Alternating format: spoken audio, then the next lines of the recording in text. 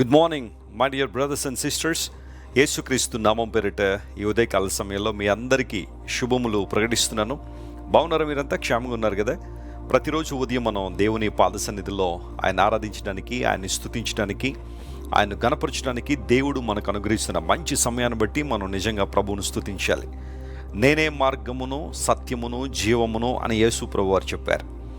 ప్రభువుని యేసుక్రీస్తు వారి లోకానికి వచ్చి ఆయన ఎవరో, ఆయన ఎందుకు ఈ లోకానికి వచ్చారో, ఆయన అంగీకరించడం ద్వారా మనకు ఎలాంటి ప్రయోజనాలు ఉంటాయో చాలా స్పష్టంగా ఆయన తెలియజేయడం ద్వారా ఈరోజు మనందరం కూడా రక్షణ భాగ్యంలో కొనసాగడానికి, రక్షించబడిన సమూహంగా, దేవుని సంఘంగా దేవుని ఆరాధించడానికి దేవుడు మనకు కృపను అనుగ్రహిస్తున్నారు. ఆయన కృపా సమృద్ధిని బట్టి, ఆయన కృపాతిశయం బట్టి ఎల్లప్పుడూ ఆయన్ని స్తుతింపబద్దులమై ఉన్నాం. ఆయన స్తుతించని రోజు ఒక్కటి కూడా మన జీవితంలో ఉండడానికి వీల్లేదు. ప్రతిరోజు దేవుని మహింపరుస్తూ, గణపరుస్తూ ఉండడమే క్రైస్తవ జీవితం యొక్క బాధ్యత. ఈరోజు వాగ్దానంగా దేవుని వాక్యాన్ని చదువుకుందాం. కీర్తన గ్రంథం 97వ కీర్తన 8వ వచనం చదువుదామా? Psalm 97 and verse 8. యెహోవా, సియోను నివాసులు ఆ సంగతి విని నీ న్యాయ విధులను బట్టి సంతోషించుచున్నారు, యూదా కుమార్తెలు ఆనందించుచున్నారు. సియోను నివాసులు ఒక సంగతి విని ఆనందిస్తున్నారట. రోజు మనం చాలా విషయాలు వింటూ ఉంటాం కదా, చాలా వార్తలు వింటూ ఉంటాం. అందులో కొన్ని మనకేమన్నా ప్రయోజనకరమైన వార్తలు కానీ, లాభకరమైన వార్తలు కానీ ఏమన్నా ఉంటే చాలా ఆనందం వస్తుంది. సాధారణంగా ప్రతి సంవత్సరం కూడా కేంద్ర ప్రభుత్వం వారు లేదా రాష్ట్ర ప్రభుత్వం వారు బడ్జెట్ను రిలీజ్ చేస్తూ ఉంటారు. ఆ బడ్జెట్ ఎవరికి ఫేవరబుల్గా ఉందనే చర్చా కార్యక్రమాలు చాలా విస్తృతంగా జరుగుతూ ఉంటాయి. వారు ప్రవేశపెట్టిన బడ్జెట్ ఎవరికి అనుకూలంగా ఉంది, పేద ప్రజలకు ఏమన్నా మేలు జరుగుతుందా, లేదా మధ్యతరగతి వారికి ఏమన్నా ప్రయోజనాలు చేకూరుతున్నాయా, లేదా ప్రతిసారి లాభాలు చేకూర్చబడినట్టుగానే ధనికులకు మాత్రమే ఈ బడ్జెట్ అందుబాటులో ఉందా, ఇలాంటి విశ్లేషణలు మనం చూస్తూ ఉంటాం. ప్రభుత్వం వారు ఏదైనా ఒక క్రొత్త పథకాన్ని ప్రవేశపెట్టినా లేదా క్రొత్త అంశాన్ని కనుక వారు ప్రపంచానికి ప్రకటన చేసినప్పుడు గొప్ప ఆనందం చాలామందిలో ఉండొచ్చు. అయితే సియోను నివాసులట ఒక సంగతి విని బహుగా ఆనందిస్తున్నారు. ఏం విన్నారు వాళ్ళు? వారికి ఏం వినబడింది అంటే 2 విషయాలు జాగ్రత్తగా గమనించండి. ఒకటి, యెహోవా రాజ్యము చేయుచున్నాడు. ఆమేన్. దేవుడు రాజ్య పరిపాలన, ఆయన రాజ్యము చేయుచున్నాడు, ఈ విషయాన్ని విన్నారట. రెండవది, ఆయన మహిమ కనబడుతుంది, ప్రజలందరికీ ఆయన ప్రత్యక్షపరుస్తున్నారు. ఈ 2 విషయాలు వినడం ద్వారా సియోను నివాసులు సంతోషిస్తున్నారు. ప్రియ దేవుని బిడ్డ, ఈరోజు నీకు ఆనందం ఇచ్చే అంశాలేంటి? ఏ వార్తలు లేదా ఏ అంశాలు నీకు సంతోషాన్ని ఇస్తున్నాయి? యూజువల్గా లోక సంబంధన వార్తలు మనిషికి కొంతకాలం సంతోషం ఇచ్చినట్టు కనబడినా ఆ తర్వాత మరలా వారికి సంతోషం ఇవ్వకపోవచ్చు. అందును బట్టి ప్రసంగి గ్రంథంలో మాట ఉంటుంది, దుర్దినములు రాకమునుపే వీటి యందు నాకు సంతోషం లేదు అని చెప్పు సంవత్సరాలు రాకముందే కదా, ఆ రోజులు రాకముందే. అంటే ఏదైతే ఈరోజు నీకు ఆనందంగా ఉందో రేపొద్దున్న అది ఆనందం ఇవ్వకపోవచ్చు. ఈరోజు నీకు సంతోషం అనిపించేవి ఒక వారం తర్వాత, ఒక నెల తర్వాత, లేదా ఒక సీజన్ తర్వాత నీకు ఆనందాన్ని ఇవ్వకపోవచ్చు. కానీ దేవుడు ఎలాంటి వాడంటే, ఆయన రాజ్య పరిపాలనకు ఎవరైతే చోటిస్తారో లేదా ఎవరైతే ఆయన పరిపాలన క్రింద ఉండాలని ఆశిస్తారో వారు దేవుని మహిమకు సంబంధించిన విషయాలు వినడం ద్వారా వారు ఎల్లప్పుడూ ఆనందిస్తారు, సంతోషిస్తారనే మాట అక్కడ మనం చూస్తున్నాం. దేవుడు న్యాయవంతుడు. ఆయన మన పట్ల తన ప్రేమను వ్యక్తీకరించడంతో పాటుగా ఎవరైతే మనకు విరోధంగా ఉన్నారో, శత్రువులుగా ఉన్నారో, ఇబ్బంది పెట్టడానికి ప్రయత్నం చేస్తున్నారో తగిన సమయంలో దేవుడు వారికి బుద్ధి చెబుతాడు. ఆ న్యాయం తీర్చేవాడు. అయితే దేవుని ప్రేమను అనుభవిస్తున్న మనందరం కూడా దేవుని స్తుతిస్తూ మనం ముందుకు కొనసాగినప్పుడు గొప్ప ఆనందాన్ని, సంతోషాన్ని మనం అనుభవిస్తాం. ప్రియ దేవుని బిడ్డ, ఒకసారి విను.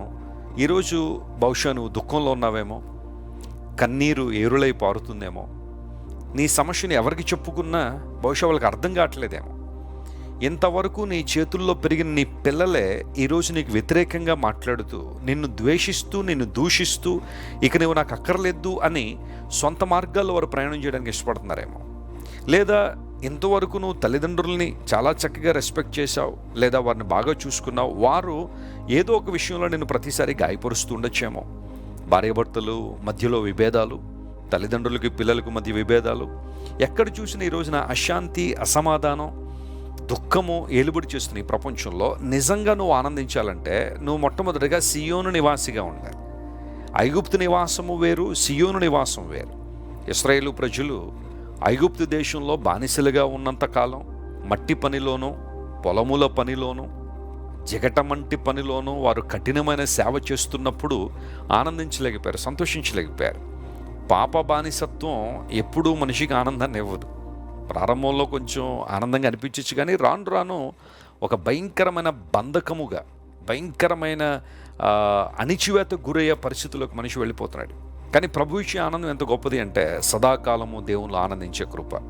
ఈరోజు నేను మనస్ఫూర్తిగా ఆశిస్తున్నాను, నువ్వు దేవునిలో ఆనందించాలి, పరిశుద్ధాత్మలో నువ్వు ఆనందించాలి, దేవుని మార్గములో నువ్వు ఆనందించాలి.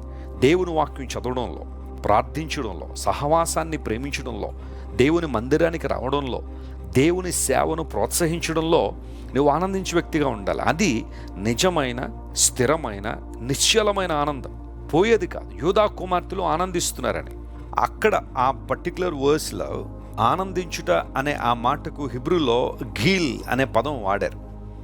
దానికి అర్థం ఏంటంటే స్పిన్నింగ్ అరౌండ్ అని.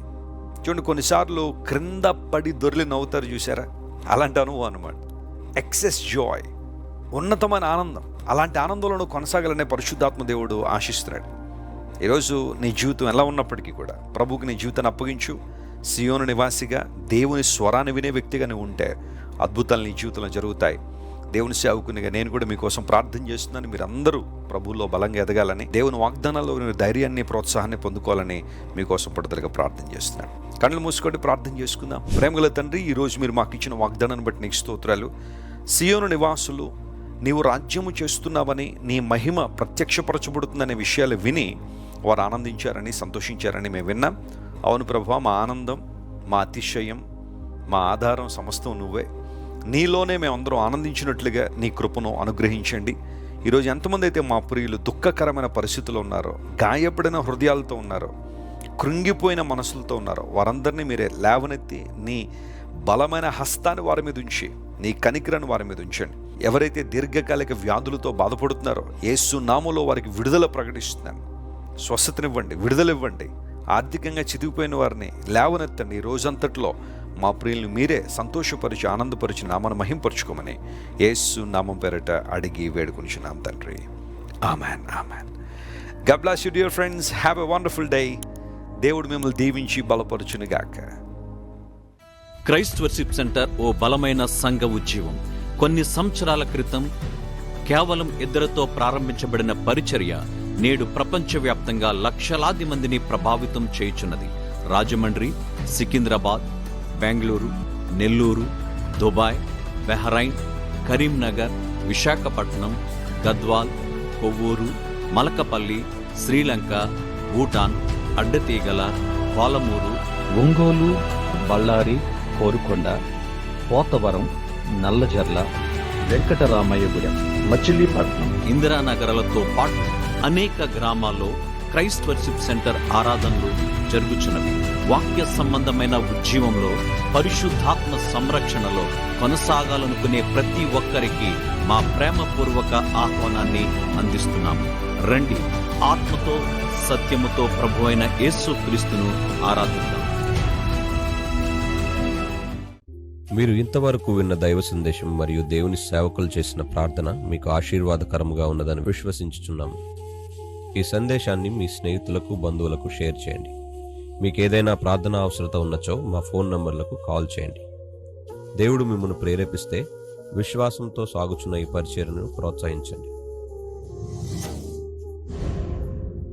మరిన్ని వర్తమానాలు, పాటలు వినుటకు జాన్ వెస్లీ మినిస్ట్రీస్ అను మా యూట్యూబ్ ఛానల్ను సబ్స్క్రైబ్ చేసుకొనండి. ప్రభువైన యేసుక్రీస్తు కృప మీకు తోడైండును గాక.